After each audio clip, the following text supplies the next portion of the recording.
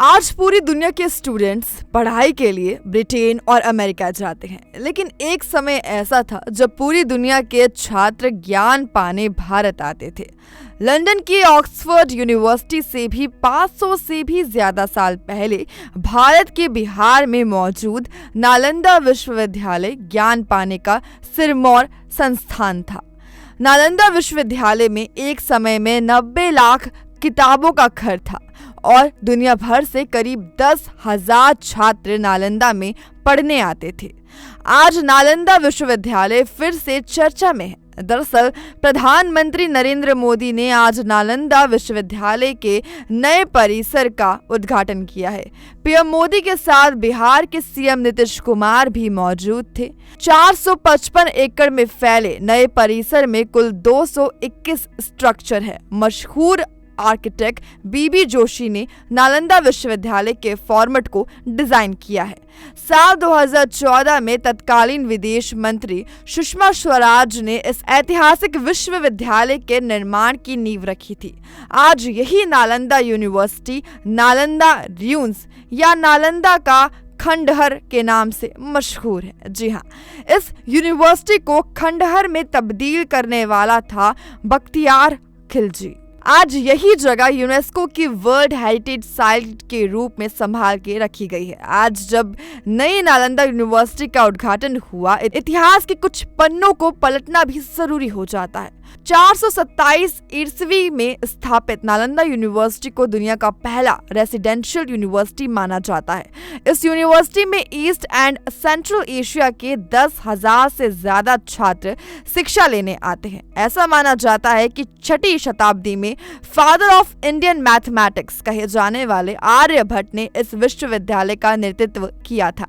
ये विश्वविद्यालय अपने बेस्ट स्कॉलर्स और प्रोफेसरों को चीन, कोरिया, जापान, इंडोनेशिया और श्रीलंका जैसे देशों में बौद्ध शिक्षाओं और दर्शन के प्रचार के लिए भेजा जाता था। चीन के ह्वेनसांग और इत्सिंग जैसे विद्वानों ने भी भारत आने के बाद नालंदा विश्वविद्यालय का गुणगान किया था और इसे विश्व का सबसे बड़ा विश्वविद्यालय करार दिया था। नालंदा विश्वविद्यालय स्थापत्य कला का भी अद्भुत नमूना है। यहाँ 300 से ज्यादा कमरे थे और 7 बड़े हॉल थे। नालंदा में 9 मंजिला लाइब्रेरी थी और माना जाता है कि इस लाइब्रेरी में 90 लाख से ज्यादा किताबें मौजूद थी।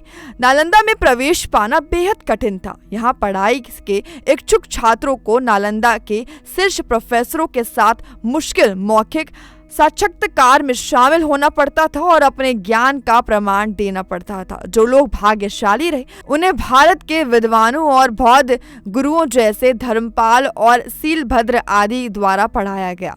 नालंदा पुस्तकालय में 90 लाख से ज्यादा हैंड रिटन बुक्स थी, पाम लीफ मैन्यूस्क्रिप्ट्स थी। ये बौद्ध ज्ञान का दुनिया का सबसे समृद्ध भंडार था।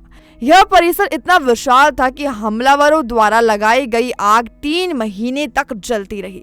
23 हेक्टेयर में फैला हुआ हिस्सा जो आज मौजूद है उसे यूनिवर्सिटी के मेन कैंपस का बस एक छोटा सा हिस्सा माना जाता था। स्कॉलर्स बताते हैं कि जिस हमले में नालंदा यूनिवर्सिटी तबाह हुई वो विश्वविद्यालय का पहला हमला नहीं था। उससे पहले मिहिर कुल के नेतृत्व में हूणों ने इस पर हमला किया था। दूसरी बार फिर 8वीं शताब्दी में बंगाल के गौड़ राजा के आक्रमण से इसे गंभीर नुकसान हुआ था।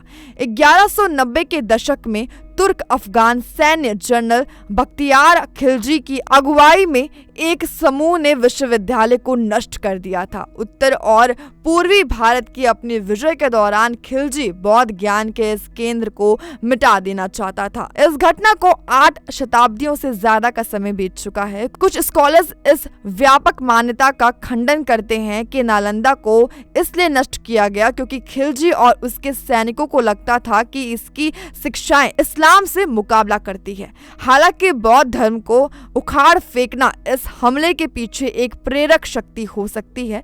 भारत के एक लीडिंग आर्कियोलॉजिस्ट HD शांकलिया ने अपनी 1934 की किताब द यूनिवर्सिटी ऑफ नालंदा में लिखा है कि कैंपस का किला जैसा लुक और उसकी समृद्धि की कहानियों से जेलसी अटैक का कारण थी।